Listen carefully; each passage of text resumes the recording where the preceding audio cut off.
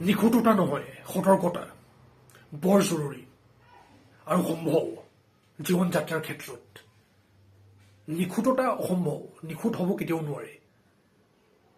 নিখুঁততাৰ পাছে পাছে দৌৰি থাকিলে ঠিক নহয়, সমস্যা বাঢ়িহে গৈ থাকে। যিমান সম্ভৱ সতৰ্ক হৈ, ভুল ভ্ৰান্তি কৰি, ভুল ভ্ৰান্তি দেখি, সেইসমূহৰ প্ৰভাৱৰ মাজতো যিমান সম্ভৱ সতৰ্ক হৈ, জৰুৰী বুলি বুজা পদক্ষেপবোৰ গ্ৰহণ কৰি জীৱন যাত্ৰা চলাই গৈ থাকিব পাৰে। হাঁহি কান্দোন, সুখ দুখ, সফলতা বিফলতা ইত্যাদি বিভিন্ন প্ৰভাৱ চলি থাকিব। সেইবোৰৰ মাজতো যিমান সম্ভৱ সতৰ্ক হৈ, সেই সতৰ্কতাত স্থিত হৈ জীৱন যাত্ৰা চলাই গৈ থাকিব পাৰে, বুজি গৈ থাকিব পাৰে, জানি গৈ থাকিব পাৰে। ক্ৰমান্বয়ে আত্মশুধৰণেৰ, আত্মজ্ঞানৰ যাত্ৰা চলাই যাব পাৰে।